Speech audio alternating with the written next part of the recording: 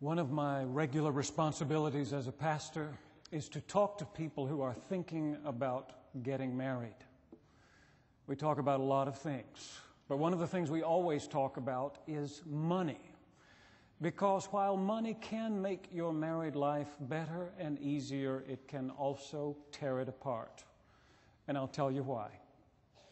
Because money is a symbol of value. If you pay $20 for something, it's because you believe that thing is worth $20. But your wife may not think it's worth $20. And she may tell you that it's not. Those differences of opinion become even more pronounced when you bring home a $300 golf club. Your wife may not be impressed by the fact that it has a titanium head, giving it a larger sweet spot and increasing the possibility that you will hit a 270-yard drive in front of your friends.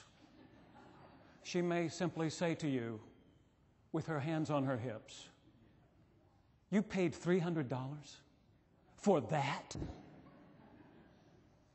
When that happens, you tend to record the precise pitch and tone of her voice, so that when she comes home from the mall with a new dress, you can play it back for her exactly as she said it. "You paid $300 for that?" Money is a symbol of value, but that's all it is. It is not worth the paper it's printed on until we exchange it for something we truly value. Which is all the more reason for husbands and wives to talk about things that have value for both of them before they spend the first penny of their married life. And while we're on the subject, let me just say that it's not too late to start doing that, to sit down and make out a budget together, to agree on the things you want to spend your money on. If you haven't already done it, you could do it this afternoon. But that's not really what I came to talk about.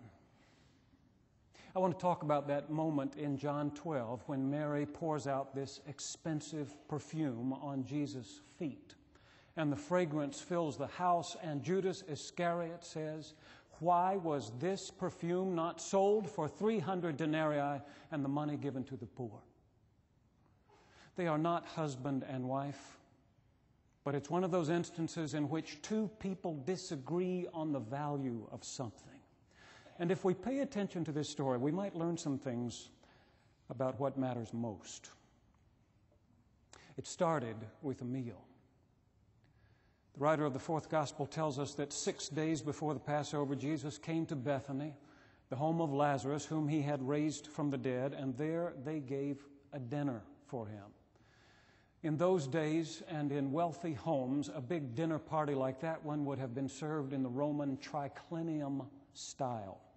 Triclinium means 3 couches, but it was more like 3 big king-size beds that they would push up around a low central table, leaving one end open toward the kitchen, so that while the guests were reclining in luxury, the servants could trot back and forth with heaping platters of hot food. You get the picture. The guest would flop down on those couches and prop their heads up on their left elbows, leaving their right hands free to reach down toward the table and scoop up some yummy hummus with a piece of pita, or to take a piece of freshly roasted lamb and plop it into their mouths. It would have been very comfortable for the guest, and if they got to that point where they had had too much to eat or drink, they could simply put their heads down, take a little nap, and wake up in time for dessert. I think it would have been wonderful. In fact, I'm thinking about doing it the next time I host a dinner party.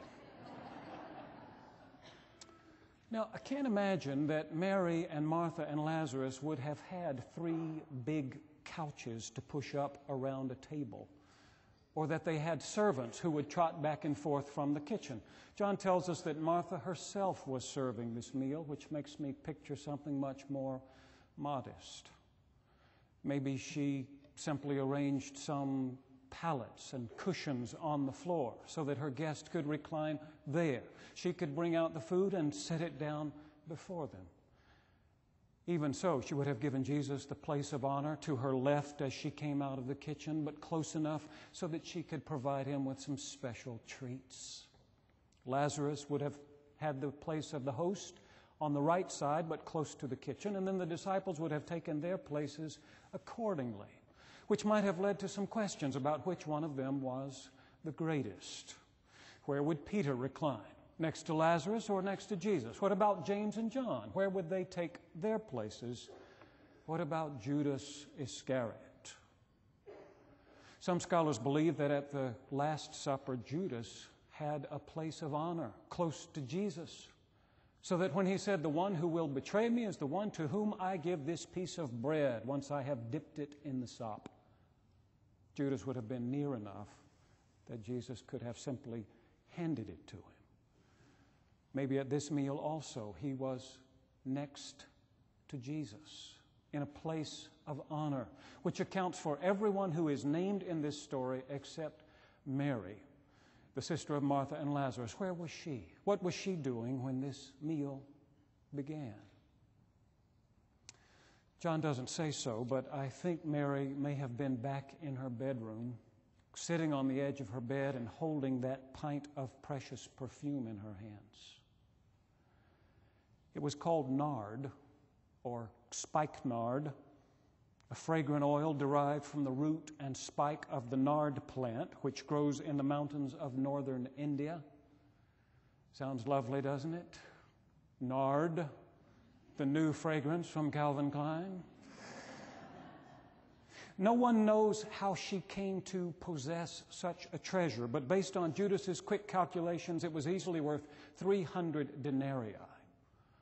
You all know that a denarius was a day's wages in the time of Jesus. 300 days at roughly, $100 a day would be $30,000 today. And that's what Mary was holding, a pint of perfume worth $30,000.